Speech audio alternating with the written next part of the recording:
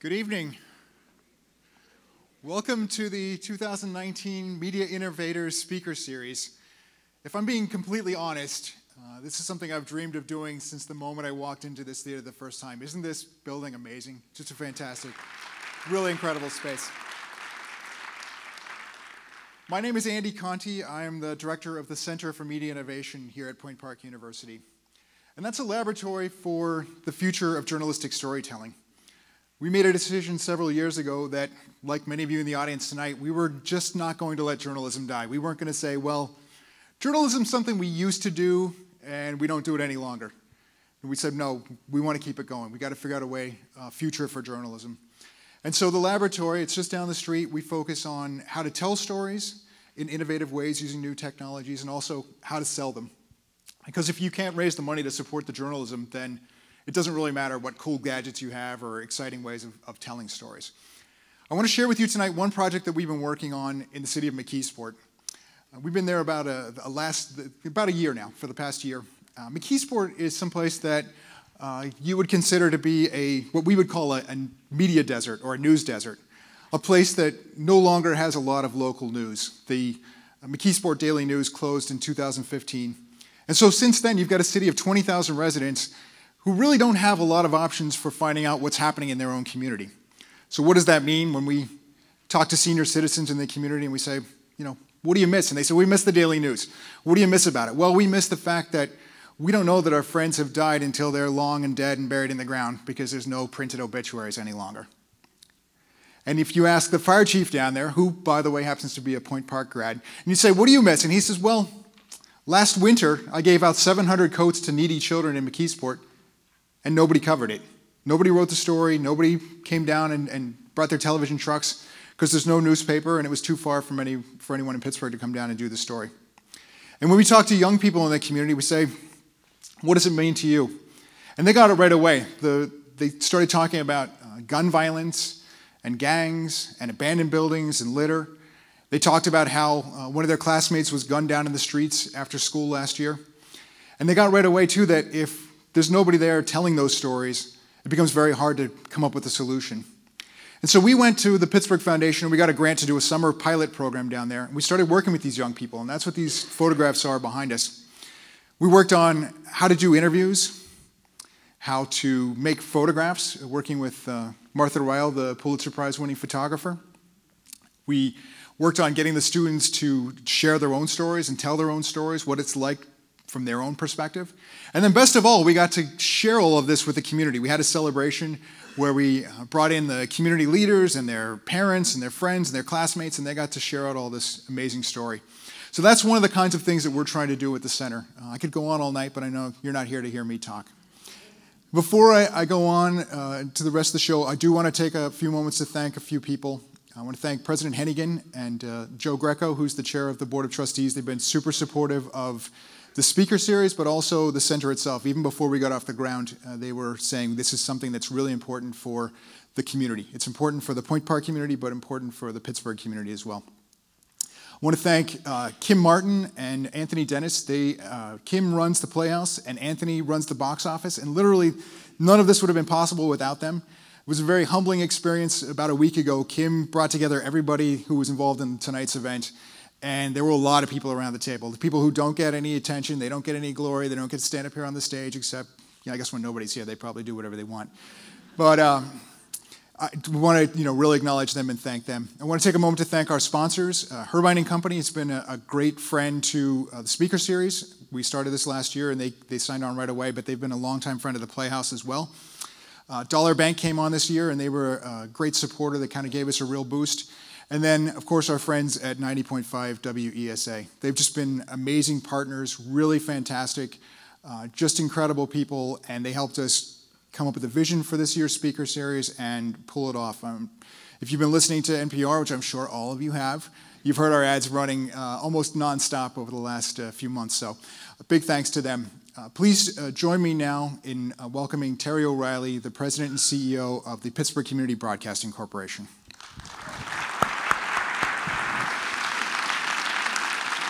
Thank you, sir. Hey, good evening, everyone. Thanks for coming out on a Tuesday night. I guess we're going to have a blizzard this weekend. Gosh, okay. white bread, milk, toilet paper. I actually, prior to coming back to Pittsburgh, I lived in Minnesota for 18 years. Pittsburgh is like Miami to Minnesotans. So just so you guys know, as a former Pittsburgher who spent a bunch of time away, you are all really lame, really, really lame. So thanks for coming out tonight, and we're going to talk a little bit about journalism, and we'll have our guests out here in a second. It will come as no surprise, I suspect, to all of you that I believe that journalism generally is in a pretty difficult day right now. It will come as no surprise, for example, as on the one hand, that journalists have never had better tools. They've never had better distribution platforms for the work that they do, and yet the stories keep coming. There is no shortage of good journalism to be had these days if we have the wherewithal to do it. And yet, as we ride one of this nation's longest economic waves, newspapers are shrinking. Half as many journalists working in newspapers today as there were 10 years ago. It's really remarkable. And for the most part, the commercial media that we all grew up with and that I worked in for many years seems much more interested these days in profits and in eyeballs than in public service. And the promise of digital media as a replacement for legacy news sources, unfortunately at this point, for the most part, remains still a promise. We'll see whether it really happens. Add to that the critical challenge we've got right now with trust. The Knight Foundation reported last year that the majority of Americans said that they had lost faith in media, and that a significant portion of them felt that it was gone permanently. So how did we get here? Where are we headed? Can a community like Pittsburgh that so skillfully made its way out of its industrial 20th century and remade itself as a new post-industrial city in the 21st century, can a city like that thrive without a thriving journalism scene? I think not. We are the largest city in the United States that doesn't have a daily newspaper. So let's talk about journalism. Tonight we're honored to have as our guest and our speaker David Folkenflik from NPR. You've heard him, I'm sure, on 90.5 WESA, where he is NPR's media correspondent. A little background on David. He spent more than a decade at the Baltimore Sun as a correspondent and left in 2004 to join NPR. He has been recognized as a leading voice in journalism in America.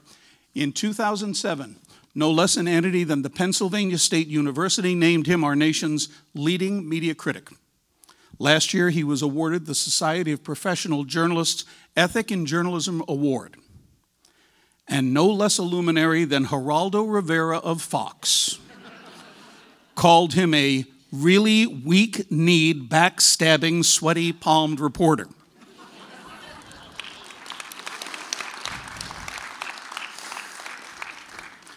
Considering the source, high praise indeed.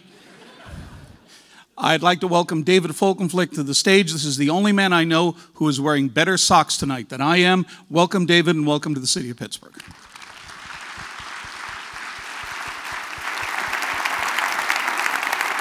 Thank you for that, my friend. He reports, you decide. Thank you so much for coming out and squandering a perfectly good Tuesday evening. We appreciate it greatly. Thank you, Terry, for that overly generous introduction. I promise anytime I blow a deadline, anytime I'm feeling low, anytime my kids refuse to take their dishes back to the sink, I'm going to come back here, right here to this stage and have Terry introduce me, and I'll feel a lot better right there. I just want to take a couple moments to I guess, acknowledge what I'm doing and what we're doing here tonight. I cover the media for NPR, and so one of the things it affords me is the opportunity to look at the world through that prism. People say, well, isn't this self-indulgent? Isn't this all very meta? How can you do it? You get a paycheck from NPR. You report on the media. You sometimes report on NPR itself, like what's going on with that. And my feeling is that we actually have to hold the media accountable just as we hold other influential and powerful institutions and players accountable for what they do. So I get to report on it and analyze it and do that. At the same time, I also get to talk about the interplay of other forces and figures in American life and the world at large that affect how the media operates. And it turns out that that's kind of, in some ways, rather than a nice little side dish or a little dessert in the amuse-bouche in the great buffet of American life, it is center stage right now in terms of how we think about the media, what role it plays. And obviously, from my standpoint, I think it's an important element of American democracy. I think it's an important element. You know, I don't say this on the air all the time because it gets a little didactic, and they're like, Dave, we took civics, we know, we understand this, but actually it's not a bad thing to remind. This matters. This is how we're informed about things. This is how we, you know, NPR is an exemplar of journalism. It doesn't do it all right. We're not perfect. People were not perfect. The journalism is perfect, but we try really hard, and we do a pretty damn good job. And I say this, by the way, not on behalf of NPR's management, which allows me not to have to be controlled by what they want me to say because I cover NPR. They're really good about that.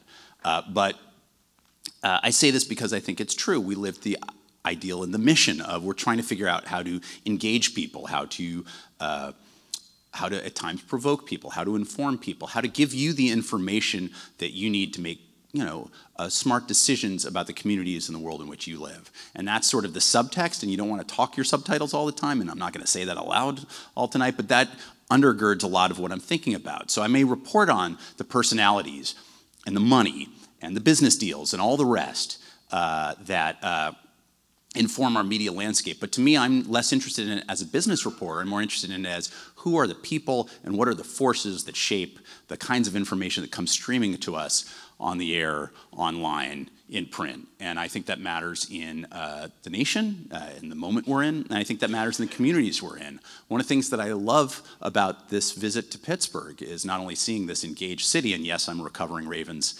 fan, but nonetheless, I am happy to be here.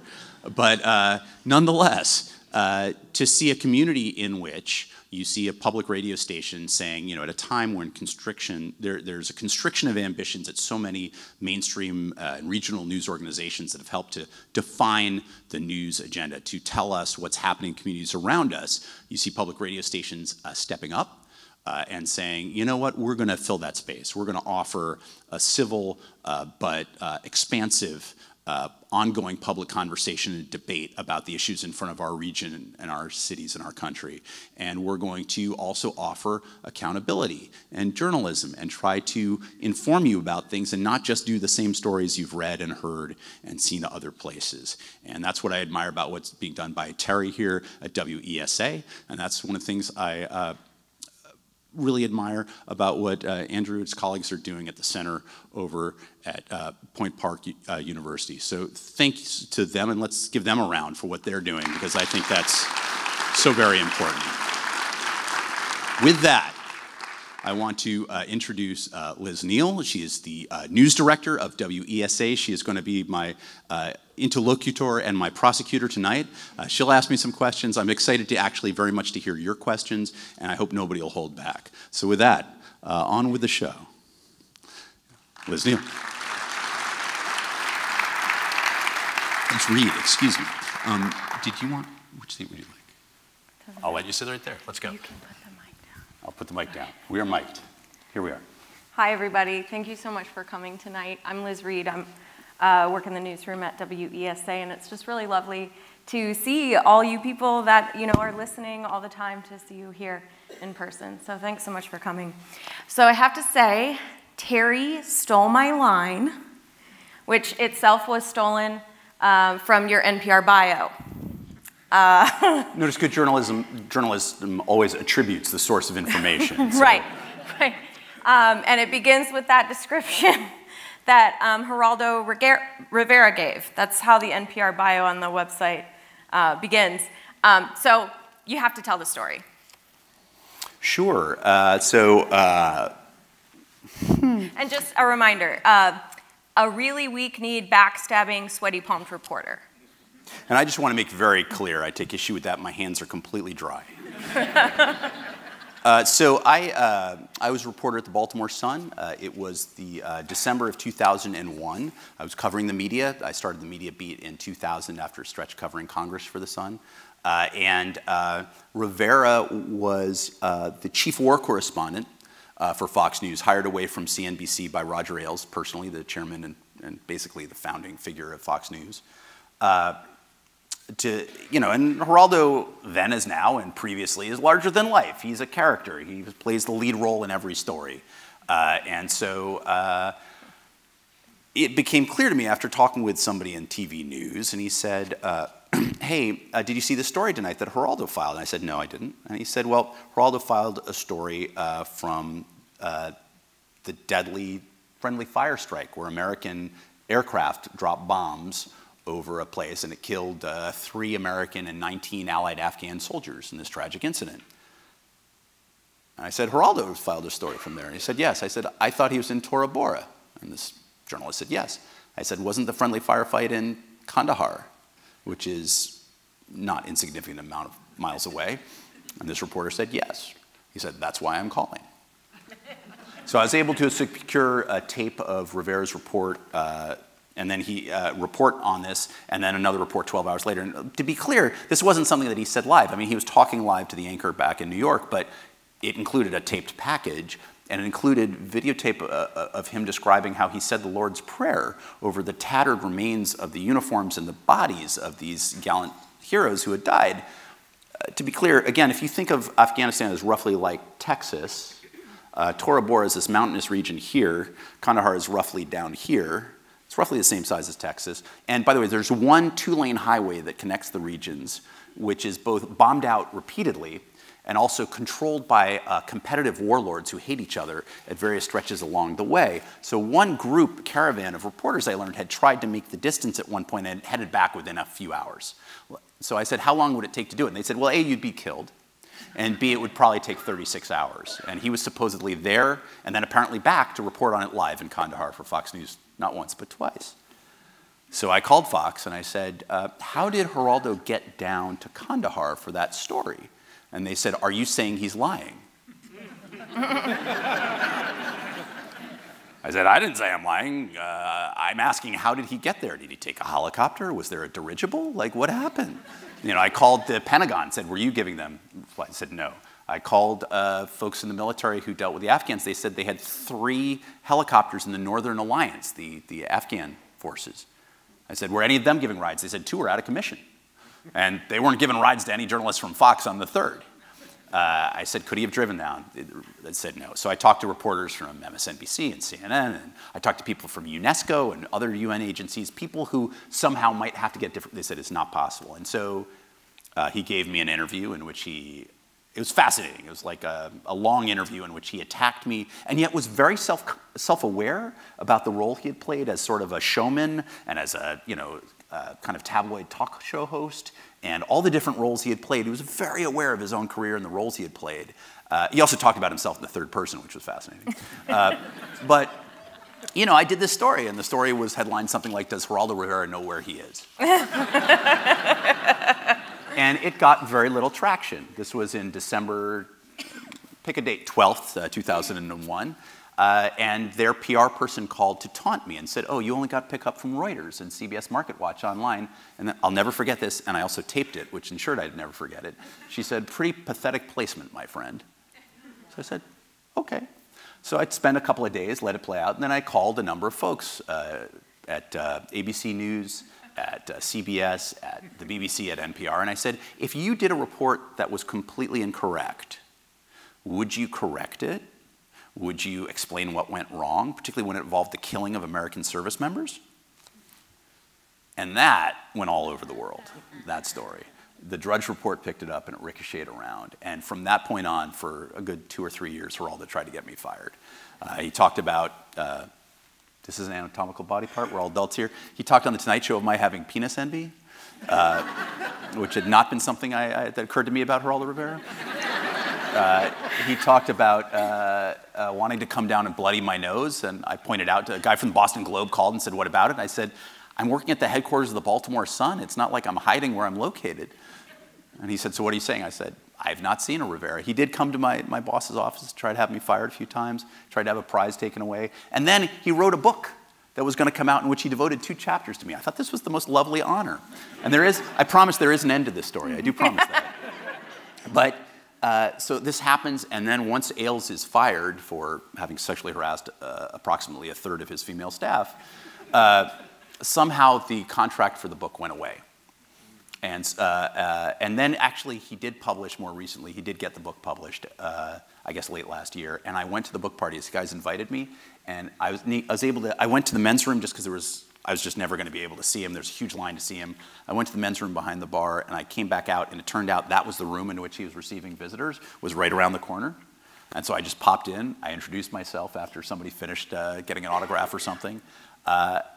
And then he said he was charming. He couldn't have been more lovely. I said, I'm just here to wish you good luck. Congratulations on your book. And he kind of laughed. And then he said, you're going to have to tell me what you think about it. I said, we'll have a cup of coffee and we'll talk about that then. He was very gracious and charming because he's playing a character on TV that he happens to believe in. But that is where that comes from. To your knowledge, so you last year, as Terry mentioned, you won an Ethics in Journalism Award from the SPJ. And in the past few years, journalists have been accused by President Trump of being, quote, the true enemy of the people, quote, fake news. We've all heard that one. My personal favorite, quote, totally bonkers. But the journalists I know actually take ethics very seriously. They're some of the most ethical people that I know. And I think what's been lost in this conversation is the fact that, a lot of journalists, maybe unlike Geraldo, don't really spend a lot of time talking about ourselves. But I think what's been lost in this conversation is the fact that most journalists do have a strong code of ethics. And so I'd like to know, to you, what are the ethical principles that guide your reporting?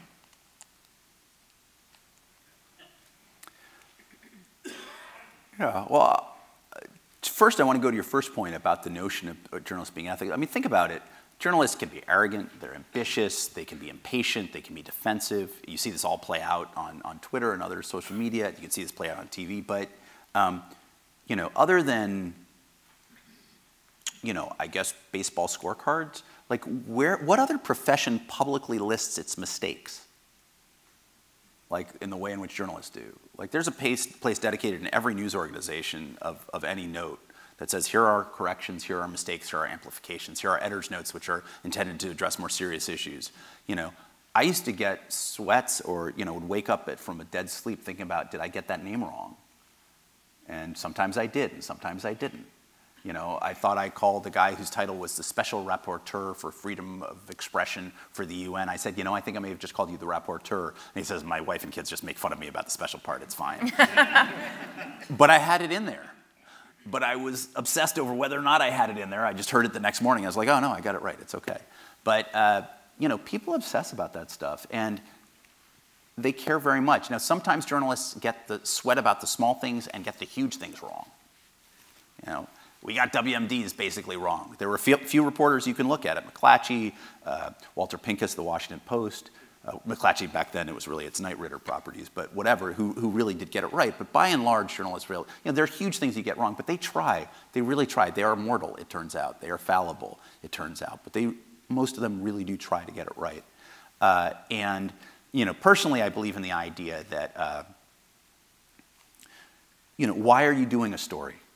What value does it summon? What is the benefit for your audience, for your listeners, for your readers? Can you do some good? And not out of an agenda, but is it accomplishing something that people have a greater understanding? And sometimes it's, you want values of transparency. How did you arrive at this conclusion? I believe in the idea of earned conclusions. People are like, well, people have agendas. I don't have an agenda. Sometimes I reach earned conclusions, which is you do a lot of reporting and you're not like, well, some people say he's bigoted and has discriminated against millions of women. And, others say not. Or you just say, here's the case to be marshaled for that argument. He's been sued 17 times, 12 successfully. And here's people on the record making their testimony. And here's this and this. And then you make the strongest possible case against that. But if the earned conclusion is this seems to be a record and a pattern, you lay that out for people. You're not, simply,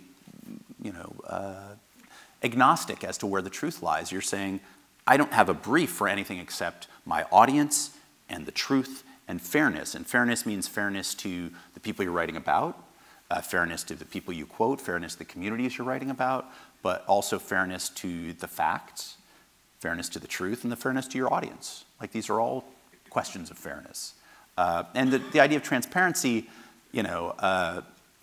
oftentimes journalists get in trouble because they do things they don't want to reveal publicly, and then it becomes a thing. It's like, well, okay, if you're willing to disclose that to the public, then you can get away with almost anything. But oftentimes, your reluctance to disclose that to the public may be a reason not to do that. Give an example. It might be a little inside. Sure, so that sounds like a little like, well, what are you talking about? This is a big example, but there can be smaller versions of this. If you guys remember the national tabloid case, but also terrible tragedy of the death of this young girl in Florida named Kaylee Anthony. Occupied a lot of time on cable, pre-Trump era. It was a terrible thing. And her mother, Casey, came to be under suspicion for the murder and in fact was charged by authorities in Florida for that. She had lawyers and major lawyers representing her, and then at a certain point she asked for help from the state of Florida to pay her legal costs. And there on tape, you could hear her quietly being asked by the judge, well, what has been your source of income for the judge? How much have you been having to pay so far? And she said, so-and-so, maybe $200,000-$300,000.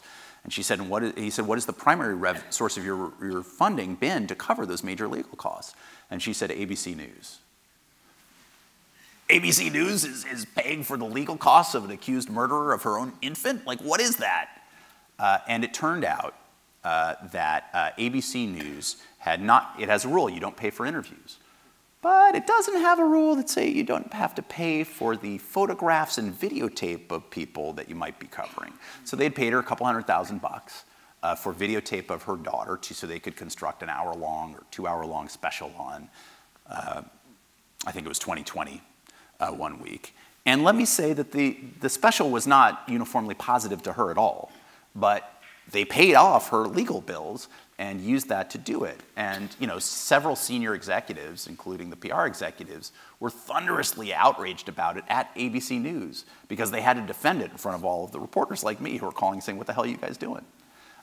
Because they didn't have a rule that said you have to disclose it, they didn't stop and say, do we really want to disclose this? And if we're not comfortable with that, should we be doing this?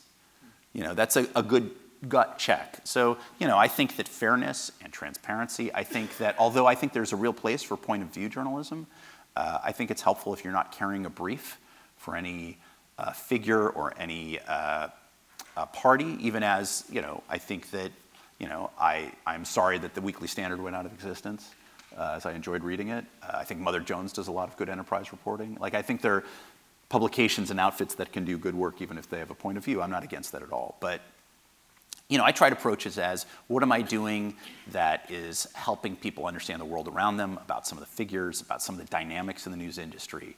I did a story on a guy named Kurt Eichenwald, who had been one of the most distinguished investigative reporters at the New York Times. He had been the lead business investigative reporter, done a couple books that were classic books, one on Enron, that was a definitional book on Enron, one on this, the agricultural conglomerate ADM, that led to the movie The Informant with Matt Damon that's hilarious and quirky and wild. And it's based on his scrupulously reported books. And he had gotten in trouble when he had done reporting on a young man who had been involved in online child pornography. And it turned out that in reporting and trying to talk about the issues raised about how young people were groomed online to perform this, he had given some money to the young man. And so he was being accused, or the implication was hanging out there that somehow he had an interest in this field. And it took me 6 months to convince him to talk to me. And he kept saying to people, if people were only willing to ask, they'd understand. And he was very headstrong about this. When he was interviewed at journalism conferences, and his stories held up. They led to congressional testimony. It led to shows on Oprah. It led to changes in the law. Like, it was influential in how people thought about this about 12 years ago or so. But it got him in trouble at the New York Times, and when he was at a new publication called Condé Nast Portfolio, a business publication, he was sort of edged out there as well. Well, I ended up over 6 months convincing him to talk to me. It turned out he had epilepsy, which he had previously revealed, but his neurologist and psychologists confirmed for me that he had part of what you can get from epilepsy, at least according to the medical experts I consulted, is that it can scar your memory. And he had given this young man money over time to try to get him away from his, I believe it was either his father or his stepfather, who was trying to keep the young man in that business. And he had relocated him to the guy's relatives in Texas near where Kurt lived, and then got him to live with cousins and got him in touch with his minister and introduced him to a lawyer and tried to introduce him to a new way of life. He got too involved in the story, but it wasn't the way in which his critics were implying. And it wasn't the way in which particularly people who were defenders of people who had been sent to jail for child pornography were alleging as a way of discrediting Eichenwald for his reporting on them. And his wife called me after my story ran, and it was a story that Kurt took some issue with because it was painful for him, but he ultimately acknowledged it was fair. And she said, you know, you saved his career. You saved his life. That wasn't what I set out to do, but it was compelling to me to find this very human story of, in some ways, this overreach, this somewhat, a little bit of a megalomaniacal idea that he could be a savior and a reporter in the same moment, but talk about the human element in that, even in his lapses of judgment and getting involved, and reconstruct the idea of him as a real human being. How do you walk the line of, when you're reporting, it's important to know what you're after so that you don't over-report, so you don't get lost and end up somewhere that's not where your editor wants you to be, for example. So how do you walk that line between knowing what you need to do in a story and letting the story unfold in a way that might be unexpected?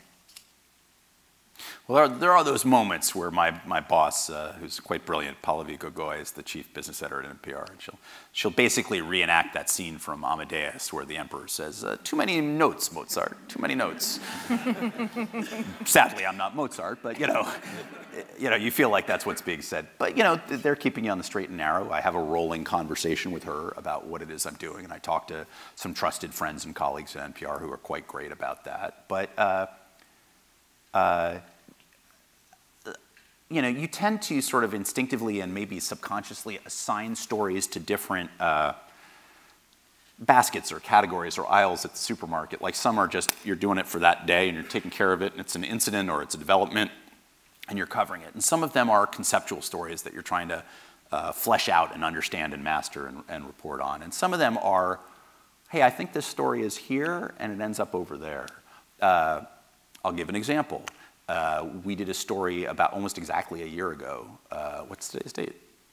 15th. All right, so we did it, I think it was around the 18th of January last year, about the CEO and publisher of the LA Times. And it showed that he had been sued twice for sexual harassment.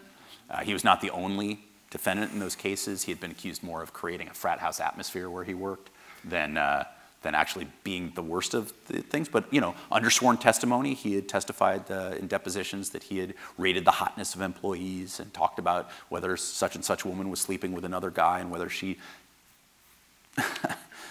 was a stripper on the side and stuff that you're kind of surprised to see the publisher of the LA Times saying in sworn testimony that he did as a leader, an executive. And that was a problem for him at a time that the LA Times was trying to aggressively cover the Me Too moment in Hollywood. And so that became a thing. That did not start out as a story about that. That started out as a story as, hey, he used to be the head of Yahoo, and I heard there were some paid settlements involving women, that his departure. I want to be very clear, I never found any evidence of that. But a story starts in a certain place, and you're like, is there something there? Should I let it go? And actually, it led to some, weirdly, these were court cases in, I think it was Santa Clara County, right near Silicon Valley. In terms of where they were filed, and they were some of the worst computerized court filings I've ever seen in my life. It was really a pain in the neck to get them. I just want to be clear about that. But you sometimes follow stories to where they go, and it's a different place, and that's fascinating. You want to try to find ways to do it, or I was talking with students over at the university earlier today, but sometimes you're starting from what was a throwaway line for someone else. There was a story when the Las Vegas Review-Journal was sold to a shadowy force, and it either turned out to be Sheldon Adelson or it hadn't yet been revealed, but there were suspicions it was Adelson, who's basically the top donor of the Republican Party, certainly the top political player in Nevada, casino magnate, just a hugely influential figure. And this was somewhat nerve-wracking for the journalists at the largest news organization in the state to think that that would be their owner, particularly given that he had tried to cloak his ownership for some time. There's a throwaway line in the New York Times saying, about the newspaper, one of whose columnists had been sued into bankruptcy by Adelson earlier. And I was like, okay, well, I'm covering the story about the acquisition, but that's a story. And it took me some time. You have to talk to people and develop their trust. But this guy, John L. Smith, was I think a 5-day-a-week columnist there. And that story was fascinating. Like, that guy is a hero. I mean, there aren't that many heroes in journalism. That guy is a hero. Why is he a hero? I'm going to tell you why he's a hero. That guy was sued by Adelson for something he wrote in a book and some merchandising material about the book, not the column itself, about the casino magnates of Nevada. And Adelson objected, and he said, look, I'll retract it or reframe it a little bit. It wasn't horribly defamatory. It was just how it was phrased and couched, but Adelson wouldn't take that for an answer. He said, I'll even reproduce that correction in my column in the newspaper, which isn't where the problem appeared. Adelson wouldn't take that. Then one day, John L. Smith gets a call from a rabbi who says,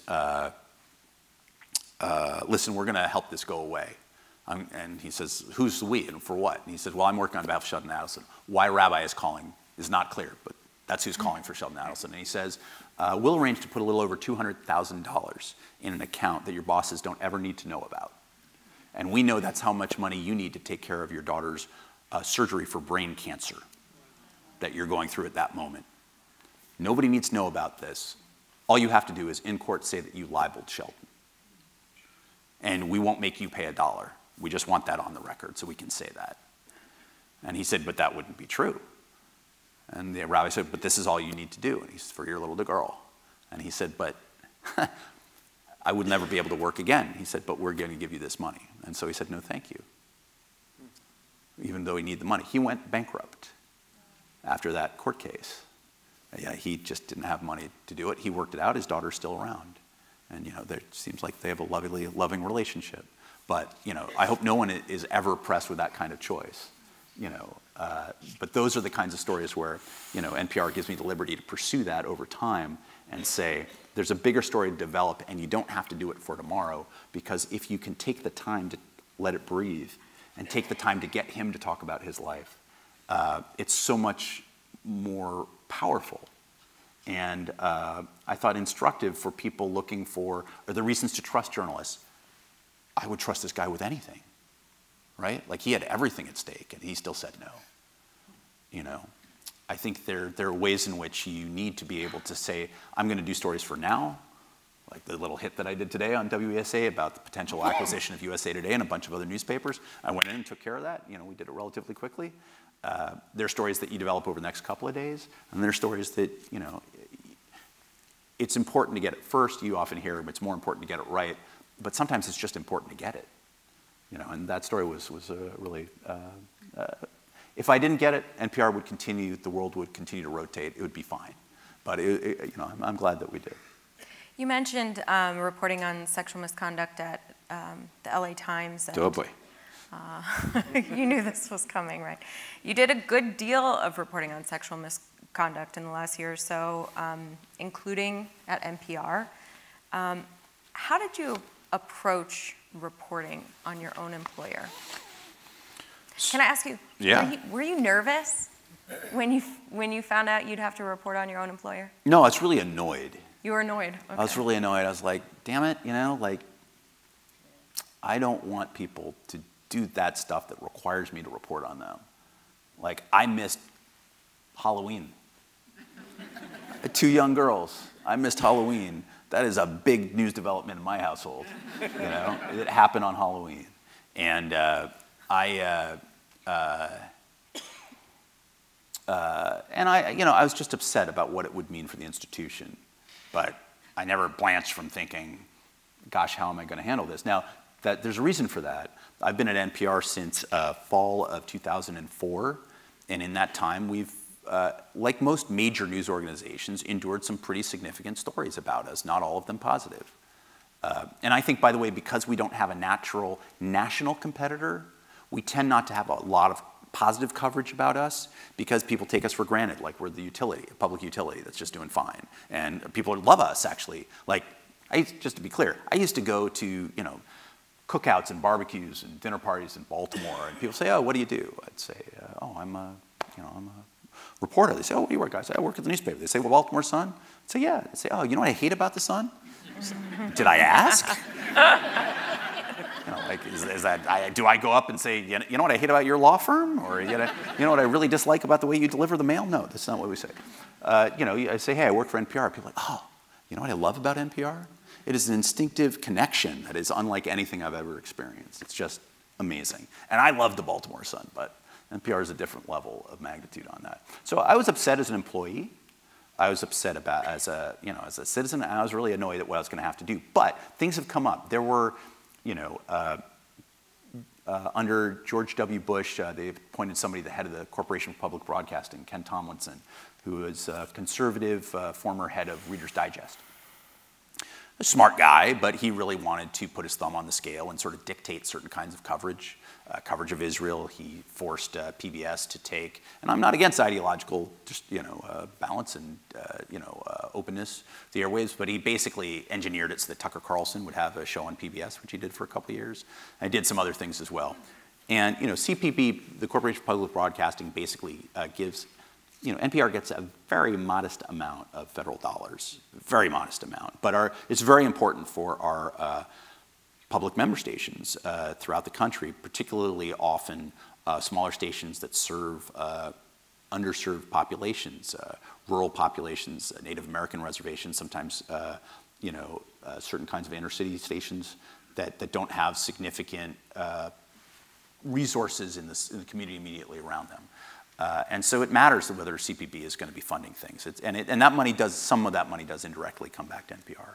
So that was an issue, and a real back and forth issue there. There were questions when NPR's CEO was fired, Ken Stern. There were questions, he was paid out close to $1 million. It was he had a full contract guaranteed for, I think, 3-4 years, and so he's paid out that contract. But for a lot of people, they just saw the dollar figure and said, what the heck is that?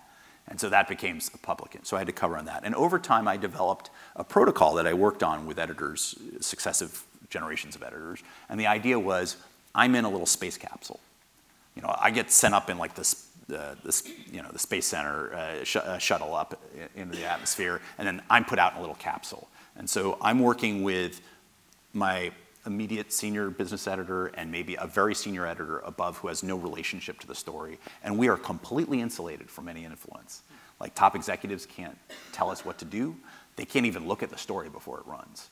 And show directors can talk about the logistics of the story, like, you got to come in 4 seconds shorter, or this cut of tape doesn't sound good, can we amp this up, or is there something a little better? But they can't really say, this doesn't seem fair to this, but like, for better or for worse, we have a great degree of insulation, and that allows us the freedom to pursue the story. So I do things like, they will frequently, in times of tension or crisis, have all staffs. I will call up the PR people or the executives and say, are these on the record? And these days, they usually say no. I'll say, fine. But the good news is there are about 100 sources in that meeting, and I can call them all after, and most of them are texting it to me in real time, so it doesn't really matter. But I do the same for, all hands meetings at the New York Times and the Wall Street Journal.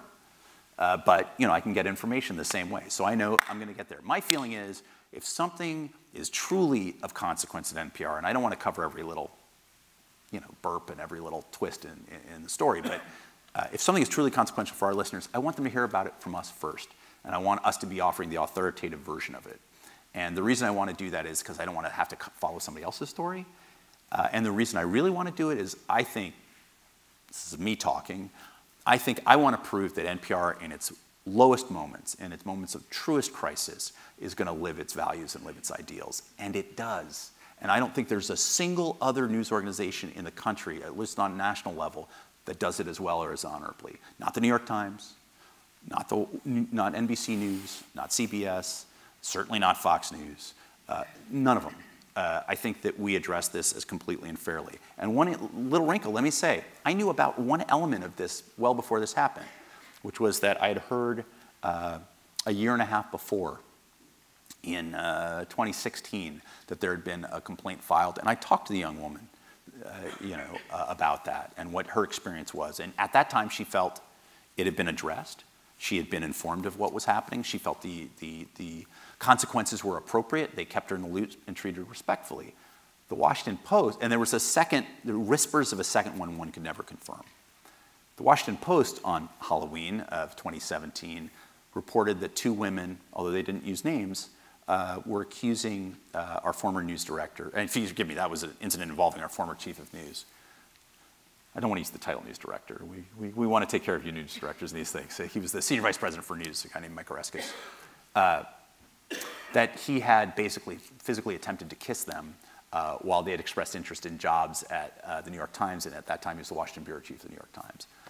So to me, there were these 2 halves of a story. I don't know that I would have gone with a story from 2 women speaking anonymously about what happened in the 1990s 4 jobs earlier. But I knew that there was this woman who was accusing him of doing it in the job he currently held, where he was currently overseeing coverage, of not a physical past, but of basically a dinner that made her feel very uncomfortable as it veered into very personal areas. And so I put those 2 halves together, we did our coverage, and from that day forward, we owned the coverage of that story. I appreciate my colleagues for going on the record and speaking with me. I appreciate the women who came forward and talked to me about it. And this was a wrenching thing for NPR, but they never raised a pinky to try to influence or stop the coverage. Didn't always please them, and I would be aware of that. But we did the best we could to be accurate, and I think we were.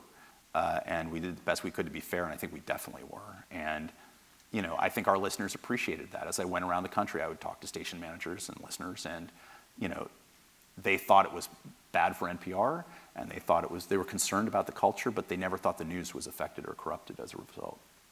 Were there any special considerations you took as a man reporting on an issue that primarily, but not exclusively, impacts women?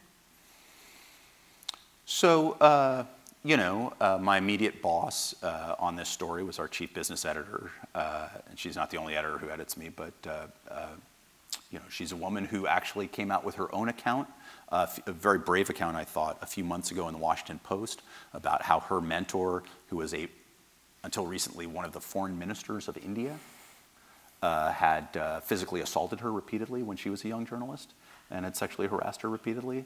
She did not share this with me. I never knew about this until she decided to write about it more recently, but she was integrally involved in our coverage. And we, just because there was so much ground to cover, and I was doing it from New York, Merritt Kennedy, a colleague of mine down in DC, was attached to work with us on the team, and that she shared in our award, and that helped our coverage as well. I can only be who I am, but one of the things you do in those circumstances, you over-report on it, and you make sure you have mastery of it. Now, let's be clear. I'd been reporting on sexual harassment, particularly at Fox News, since the July 4th week of 2016. And I had been having essentially a crash course for that 15-month period before the NPR story broke about that very issue. I'd spoken to probably 20 of the leading harassment and labor lawyers in the country at length and repeatedly about these issues. I'd been talking to network executives and former general counsels and people who had been dealing with that issue. I'd been talking with women who had been attacked on this. I'd talked to some of the men who had been accused of it. So I'd been getting basically a master's in that topic, not out of volition, but out of necessity on that. But it's not an issue that we overlook. We talked about that. By the way, none of these weren't screened questions, so she's really getting at the heart of this stuff, and that's to her credit, right? Yeah, and I mean, your editor is the business editor, right? So you report on acquisitions and changes in leadership and things like that, and suddenly you're reporting on an issue that's probably far more sensitive than what you had previously reported on sexual harassment. I'm on the business desk, but my beat is a lot of it's politics, a lot of it is pop culture, a lot of it is, I cover all this stuff, it just happens to be through the media, the prism of the media itself. So yes, I cover business, but I'm not actually interested in the business. I'm interested in how it affects what we read, what we see, what we hear, what kind of journalism evolves, what kind of culture evolves. So, I've done a lot of coverage of how, the NFL deals with domestic abuse because it's refracted through not only coverage of it, but the NFL's question of its image. And I'm very interested in the question of rhetoric and messaging, and that's true for politics, it's true for, major forces like the NFL. The fact that TMZ, the gossip site, obtained video of Ray Rice, of the aforementioned Ravens, who had we all knew he had essentially knocked out his now wife, then I think fiance, coming out of an elevator. And we knew that we had still photographs of that. But when we saw videotape of it, of him actually hitting her and her head hitting the railing in the middle of that car and her going down cold, suddenly the NFL went from saying, well, it's a 2-week suspension and it's too bad, to you are banned for life. And none of the facts had changed. It was the very nature of the medium of video that changed instantly changed the public perception and the NFL's own perception of what had happened there. And that's a curious thing. There's a media element to that, but you know, the idea of the interaction of understanding what's acceptable, you know, yeah, this was incredibly sensitive. Let's be fair, let's be direct. This was an incredibly sensitive issue, incredibly important to get right. And let me also be fair. There were people at NPR who were really angry with me, like really angry with me, because they felt that I didn't name every single person about who an issue had been raised. And we took great care and thoughtfulness. We tried to be make very carefully rendered judgments about what things we were going to do, because once we identify somebody, it is national news. You know, we are a national outlet. We have responsibility for that. I don't want to not name somebody because it could affect his or her career, but I want to know that I'm doing that for the right reasons. I also had colleagues who were furious at me for naming some other people, and one of whom had to leave and was accused of, in meetings that I wasn't part of, but nonetheless was denounced for having done that. And I felt the news judgment was such that I needed to do that. You know, there were a couple of colleagues who my call to them was the first they learned they had been accused. Those were some haunting conversations. And not every HR action is national news. And not every, you know, not every HR action is a firing offense. And so you're a reporter in the middle of this and you're having to deal with this and you know the people involved. It's complicated. It was hard and heartbreaking. I wasn't scared of it as a story. I thought it was important to handle. I thought if we had to handle it, I'd like to be the person to handle it because I cover the network. But it was wrenching. You know, what you saw at other news organizations was, how do we report just enough? And I know this because they came to me and asked for advice. I'd have reporters say, how do I report this? And I'd say, you have 200 sources around you in your newsroom. Go get them. And they'd say, yeah, but it's not that easy. We can't quite do that. You know, we've got major anchor so-and-so who doesn't really want to have that presented on his newscast, or, you know, until it was opportune to do that. That was never the issue at NPR. You spent a long time in print journalism before joining NPR. What was the transition like from print to radio? So I think they're still off the coast of South Carolina, Parris Island, where Marine recruits go and get stripped bare and humiliated and then are built into becoming Marines. That is somewhat analogous to what I would say would happen to me on the air. I came in... Any Marines in the room? Well, they're Marines back at headquarters at NPR, and you know, ex-Army members as well. But mine was figurative rather than literal. You know, I came in late November of 2004, and they said to me, David, this is going to take time. We want to nurture you. We want to train you. We want to give you some experience. It's going to be a while before you're on the air. We want you to feel comfortable with this. And we're really going to make sure that this is, you know, nothing is going to be seamless in life for this change like this, going from writing to performing, but, you know, you'll be fine. The next day they said, Dan Rather's being fired. You're going on the air at 4:30. Get cracking, son. And that was my introduction to radio. And I sound like I'm reading aloud from... you know, the FBI warnings at the start of videos, or you know, instruction manuals, you know, for a new Toyota. Like, you know, it is very stilted, and partly the architecture of stories is just different. You're telling a story. It's a story. You are talking. It's like, I mean, the medium is like, goes back to Homer or before that, right? Like, you are telling a story, and it's got to when it's successful, it's immersive and people forget the fact that they're listening to a story and they're just in the moment and absorbing it and transportive. I've never experienced anything. No other medium is as transportive as audio is. It just takes you there. And that's marvelous. And you have to learn that. And there are people at the network far better at that than I am. But so had you been interested in getting into radio for a while before you actually did? God's honest truth? Yes. It never occurred to me. I worked at the Baltimore Sun. I went to a former boss of mine who'd been fired because he didn't want to lay off any more print journalists when the newspaper was still making a profit. And he said, I just don't think that's moral. And his publisher said, oh, thank you. That's the word I needed. You're fired. And so several months later, he was heading to NPR. But I went to him and I said, look, I'm just trying to figure out what's next. I've had a great run here. It seems to me the Sun is constricting some of its ambitions. I've had some, interest from the Wall Street Journal or the Chicago Tribune, and I'm just trying to work through it. And he said, well, have you ever thought about NPR? I'm like, oh, no, Bill, look, you must be deluged with people who want jobs at NPR. That's fine. That's not what this conversation is about. And it wasn't. And he's like, well, what about NPR? I was like, no, that's fine. And he said, listen, we just got a ton of money. And we had gotten the equivalent of close to $250 million from the widow of Ray Kroc, who had been the McDonald's guy, right? And by the way, just to be clear, why did we get $500 million? We got $500 million because people at PBS didn't return her calls. So we would have gotten $125 million, I think. So that was a good missed call for us. Let's just put it that way. And it was actually, to be honest, in reality, it was a series of long, ongoing conversations between her and her people and NPR executives over time that evolved into an incredible grand flowering of appreciation and devotion, and it was lovely. But I was the first of 8 senior reporters hired under that, and they wanted to establish a media beat, and I had some luck with that at Baltimore. And so, although my old editor actually didn't have the authority to hire me, he was able to get me in front of these folks.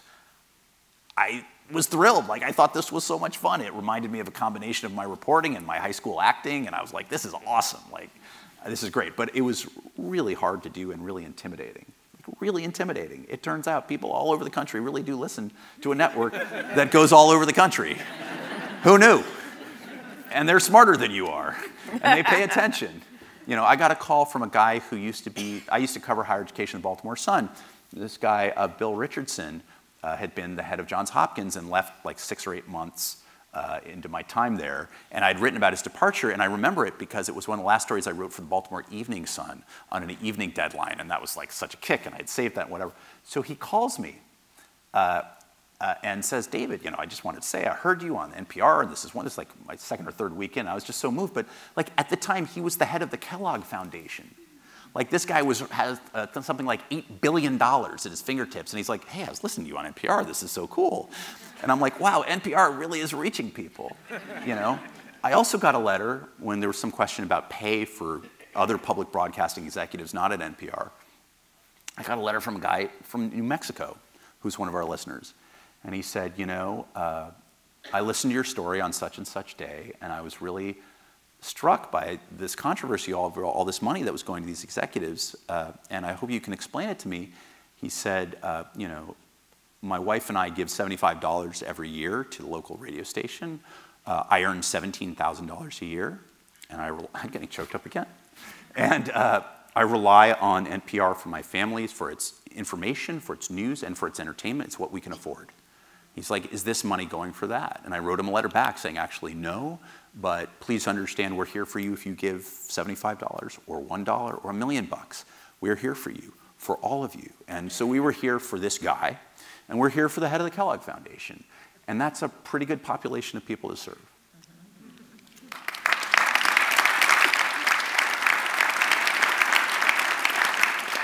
So we have a few audience questions that Bring came it. in before, and we do have time for a couple more. So if you have a question you thought of during our conversation, there are microphones. I see one back there and one over there, just in that little aisle area. And I think I'm looking for people I know. Yeah, so I guess we'll start with some of the questions that came in earlier.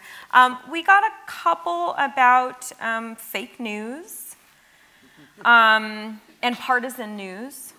So how do you get past accusations? This is from Carol. Hi, Carol. Thanks for coming. How do you get past accusations of fake news when someone doesn't like what you're reporting and call it someone calls it fake news? How do we prove to the world that what we're reporting is true? Well, I've got actually a very specific example of this playing out.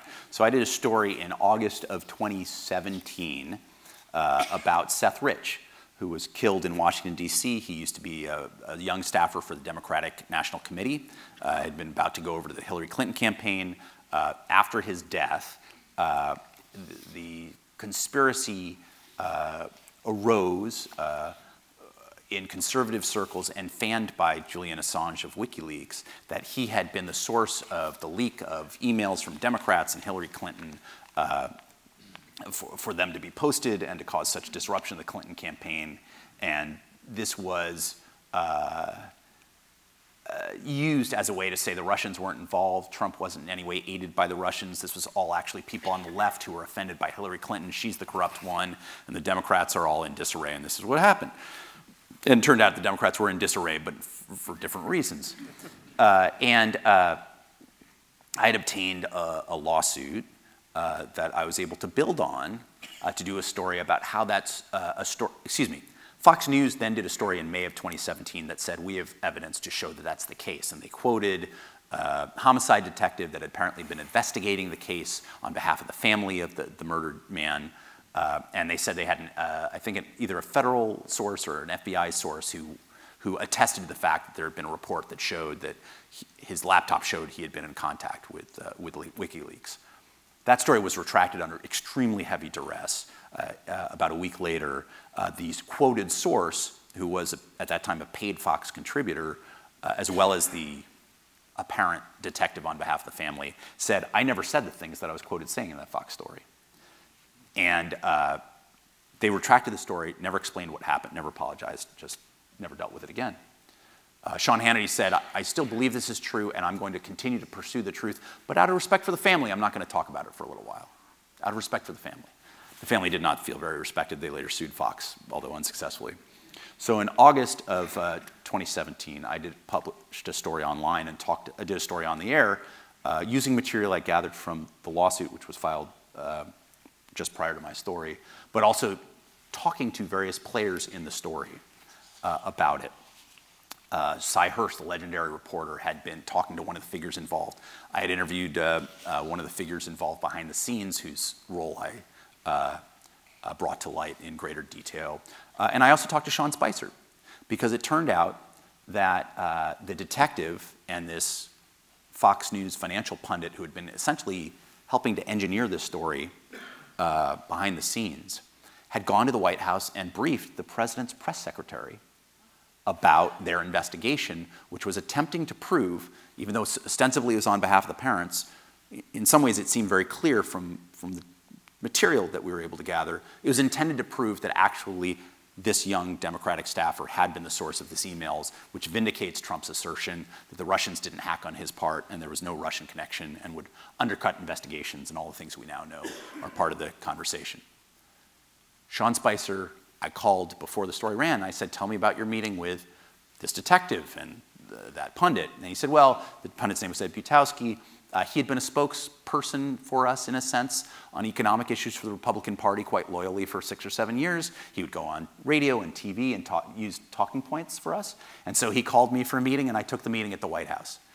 He said, but I don't know what I'm supposed to do with this conversation about somebody being killed in Washington, D.C. That's not a White House issue, so I listened to him politely. We talked a little bit. We moved on. Now, in almost any other White House, Republican or Democrat, you'd say that's certainly true, because they wouldn't do that. In this White House, the president repeats talking points that have been on InfoWars and Breitbart. Hard to know. If you were the press secretary, you could say, hey, Mr. President, I got something that I think is going to get you off the hook for this whole Russia thing, and it's going to kill this as an issue. Maybe you'd curry favor that way. Hard to know. In any event, Spicer said that he never took that to the president. I reported that straightforwardly. The next day he calls me, because there was a firestorm that broke out over this story at the time, and it went national, it went global, and it was all over cable news, and it was a thing. And Sean Spicer said, you said that, I was the one who did this thing. And I said, I didn't say that. He said, well, why is it that you're reporting that I'm getting sued? I said, I never reported that. I'm reporting that Fox News is being sued and that these other figures are being sued. And he said, well, you know what I'm going to do? He's like, whatever. He's like, I'm going to call a press conference and call you fake news. So there I was about to be called fake news by the press secretary of the United States of America. And I said, well, you go ahead, Sean, but all of my sources are quoted by name. And it's all based on documentary evidence. And it's all based, and a lot of it's based on court documents. So what is it about that is fake, including your comments? I never heard from him again. What you do is you have the facts. What you do is you marshal evidence the best you can. What you do is be as transparent as possible about how you've gotten the information you can. We live in a time where a lot of information is being done by unnamed sources. I've done that too for information I can't get other ways. But you do your best to test those sources, to rely on sources from different, you don't just have somebody and somebody's chief of staff and say that's two different sources in the administration. They tend to be close. Like you try to make sure you're triangulating information and you're testing it in as many ways as possible. And the other thing is you make sure your stories hold up over the test of time. Like a lot of these stories denounced as true, as fake news, have held up as far more ironclad than any of the assertions coming out of the White House. And when that proves to be true in lawsuits or other things, you point that out. These were denied as fake news, but have proven to be true by, new depositions filed by Paul Manafort's lawyers, or new documents that have surfaced in such and such country, or whatever. You point out when stories that came under attack have proven to be true, and you do your best to say, the story doesn't hold up, this story didn't work, and here's why. You try to keep faith with the truth and keep an even keel throughout. That's a very long answer, but I think that's, the best way to rebuttal the fake news is, doing muscular reporting in earnest and treating your audiences seriously. It's not a game. It's not a political fight. It doesn't mean that you can't hit back, but it means the best way to do it is, with muscular reporting. Did you have a question over here? So on NPR today, there was an article about Gannett Publishing traveling around the country buying up newspapers, which they've done for a long time, cutting the budget by 60 or 70% and leaving them in a position that they don't have a staff of reporters that can really contribute much to the community. So my question is Bezos good for journalism? So you were listening to some Cub reporter talking about Gannett Corporation today. Yes. On All Things Considered, guy with a beard, funny glasses. Yeah, so the Gannett company, there's now a bid for it from this other company called Digital First, which is actually controlled by a major hedge fund in New York whose model is just to slash things and then slash things and then slash them again. Gannett was, when I was at the Baltimore Sun in, the 90s, Gannett was known as a place that would cut things to the bone and then cut more. So for veterans of Gannett, they think the idea that somehow there are guys who do this worse is a bitter joke. And yet, there is some residual muscle knowledge and genetic material at Gannett which wants to do good journalism and sometimes really does. I think they've done some terrific investigative work, particularly in recent years. Is Jeff Bezos good for journalism? I mean, if you look at the Washington Post, which Bezos bought with personal money, not Amazon money, it seems like an incredible news organization to me. And it's led by the person who I think is probably the best news editor in the country, in Marty Barron. Like, I think he's incredible and was so in Boston and has done great in Washington. Hired before Bezos' ownership by the Graham family, but nonetheless important. There is this wistful hope that billionaires will solve our problems. And it does feel like a return to a century ago, when you had these huge crusading figures, the Hearsts of the world, for better and for worse, have a bunch of newspapers at their behest. John Henry, so a hugely wealthy guy who owns the Red Sox, he owns the Boston Globe. In Minneapolis, there's a billionaire who owns the Star Tribune and has helped restore it. Pastor Soon-Shiong in Los Angeles seems to intent on making a mark for himself as a major civic leader in LA. He's a multi-billionaire, he can afford this. The great thing that you can say about this is, unlike some of the acquisitions the past 15, 20 years, these acquisitions weren't done with crazy amounts of debt, which will burden these newspapers to such an extent that they'll be forced to slash no matter what happens. So you saw some folks trying, like Sam Zell bought the Chicago Tribune Company. He was a billionaire real estate guy, but he did it with borrowed money. So this $7 or $8 billion acquisition was done with $13 billion of debt, which essentially meant once the credit started to slow up, the game was gone. You know, it was just ruined. You know, what had been in many ways. I think it's going to depend very much on the nature of the people who get involved. You know, it would surprise me if more Silicon Valley. You saw the guy who created Salesforce bought the Time magazine. Mark Benioff. You know, there are some folks who are going to have a huge amount of new technology money who I think are very likely to acquire these things at what for them are, you know, the cost of a bauble. And I think that the question is, are they going to have within them the desire to retain a mission, or are they going to retain, you know, Silicon Valley is a very closed culture. It's very protective, it's very image-oriented, it's very controlling. They often, not only do they often not comment on things, they often don't tell you that they're not commenting on things. You know, there's a tension between, there's a contempt at times for, there's a libertarian sense which you would think would be like, hey, free speech for all, and let information flow, and you do what you want. But there's this element of libertarianism which is, in certain quarters, which is more along the lines of, hey, don't tell us what to do, and also don't look at us too hard. We have the right to do what we want without scrutiny. Leave us alone.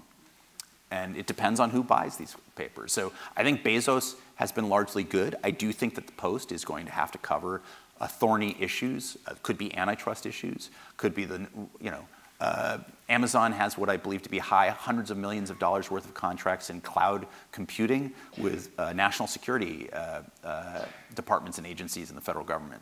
And my understanding is that their intent is for those to be worth billions of dollars. The Post better cover that. It's the nation's leading federal newspaper. You know, Jeff Bezos is getting divorced. That has implications for the corporate future of Amazon. Post should cover that. Those are going to be sensitive and complicated stories to cover, but they are also moments to prove themselves. But, you know,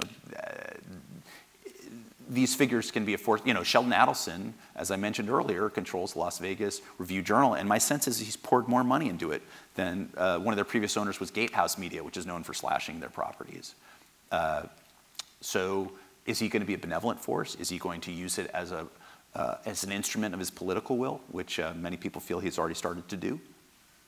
These are tough questions. Question over here. My question is about the intersection between celebrity and pop culture and news. And as an example, a number of years ago on the Oprah show, she had a guest named Jenny McCarthy who told the world that childhood vaccines cause autism. And millions of people believed it because they heard it on Oprah. If it's on Oprah, it's true. So what is the responsibility to counter that sort of information?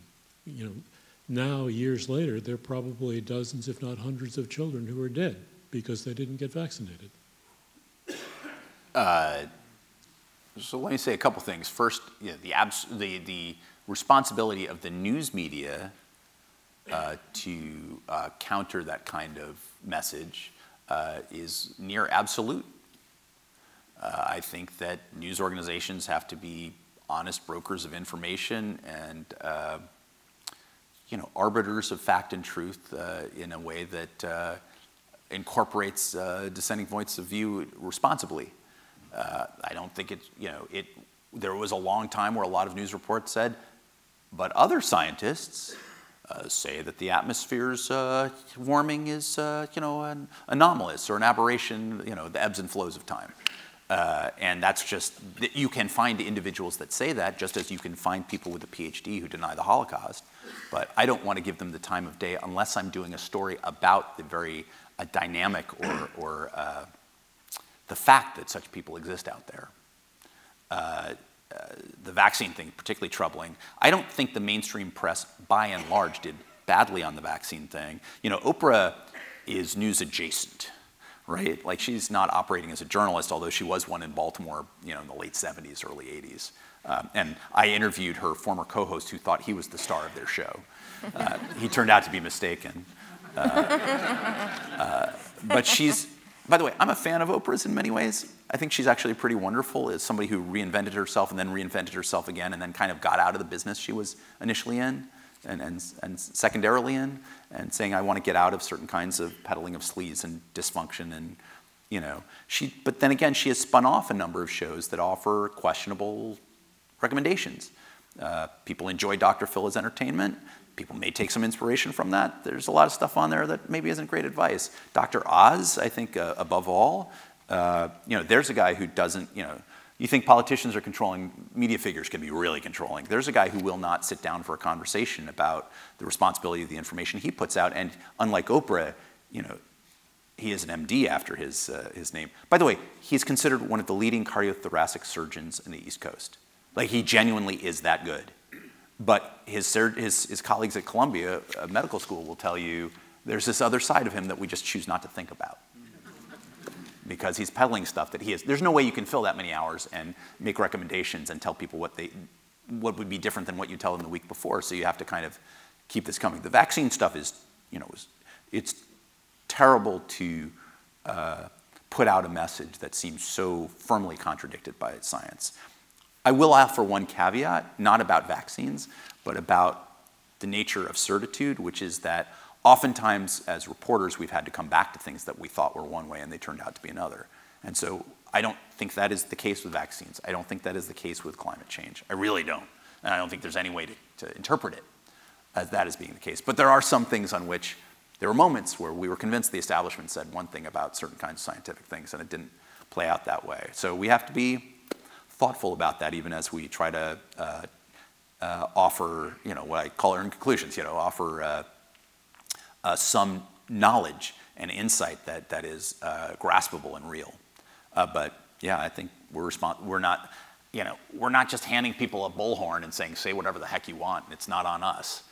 That's what AT&T does when you have phone calls. AT&T is not responsible for the nature of your phone calls. That is what Facebook is struggling with.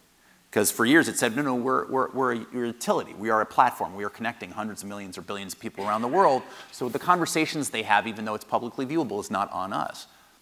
At that point, lawmakers in Europe and the US said, oh, well then we can regulate you because we regulate utilities. We regulate Verizon. We regulate AT&T. And they said, oh, but if we do the free speech thing, you can't regulate us so much? We're kind of a platform. People said, fine, you're responsible for what you publish. And now Facebook doesn't know what to do because it doesn't know how to regulate that many conversations, and it doesn't really want to anyway, because that might inhibit your desire to spend your life online. So that is, in some ways, that's the central core question of the digital age. Who do you want to be when you grow up, if you're YouTube or if you're Facebook? A long answer to a question, but apparently I'm good at that. I think we have time for one more question over here. Hi, I have a question that kind of bounces off of the digital age. Now where newspapers have been cutting staff, but they're given more responsibilities as far as being present in online communities, how do journalists balance playing multiple hats, being present in online communities and being out there physically in their communities and really enacting that kind of investigative, deep reporting of the past, but still getting it out there to people that are only really online? Ladies and gentlemen, I want to introduce you to the crusading new editor of Point Park University's student newspaper, and so we'll all be working for her someday. It's a good question. I mean, what I hear from a lot of reporters at regional newspapers, they're being asked to do everything. You have to shoot your own video. You have to come up with podcasts. You have to be on social media and be promoting stories and promoting your colleagues' stories. You have to be interacting with people in the comments section or other ways. You should be showing up on radio to talk about your stories. And oh, by the way, we want you to do at least 2 stories a day. So that's not so hard, right? And it's like, where would you possibly find the time? And because of the ubiquity of smartphones and of social media, the distinction between work time and non-work time has collapsed, as it has in many other professions. But particularly for media, because social media is not only the way we talk about things and get things out, but it is part of what we are. It's part of what we do. So it's really, there's no distinction there, and therefore time seems to be, work time seems to expand all facets of life, right? I think it's fair to say, as human beings, you cannot do everything. It is hard to be an investigative reporter working on a long project that may have a real impact in explaining how things function or don't function in the community, and at the same time be on Twitter 4 times a day, and be promoting a story or doing multimedia stuff. Like, you have to, I think it's possible for reporters or journalists to do all of these things, but maybe not all in the same moment or the same month. And that's got to be okay. People have to be able to do different roles. I think it's okay for reporters to decide, I'm going to be active in my community, or I'm going to be present, or I'm going to have a voice.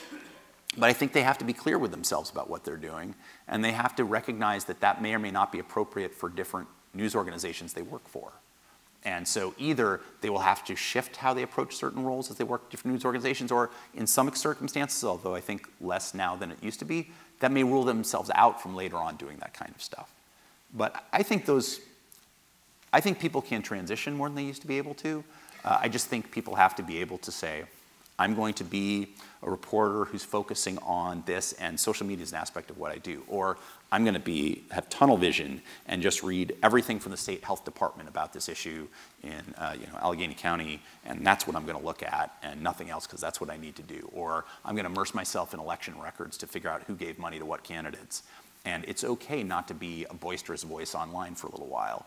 And I'll pop back up when it's relevant and I can take a breath. So, not everybody plays the same position, and to make terrible hackneyed sports analogies, plays the same position, for the Steelers or for the Pirates, right? So different people can play different positions, and the neat thing is they don't have to stay in the same position for life. They can do different things at different moments.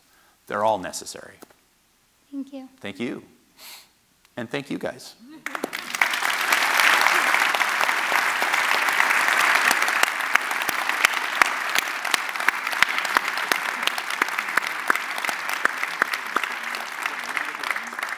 NPR Media Correspondent David Folkenflik, fun sock enthusiast, and father of 3, including a 4-month-old. He didn't mention that he was up feeding a baby in the night.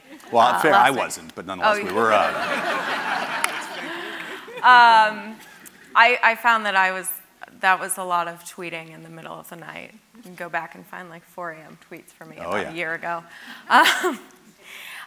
Please join us on February 21st when we will welcome New Yorker writer Nathaniel Rich. It's the next in the speaker series.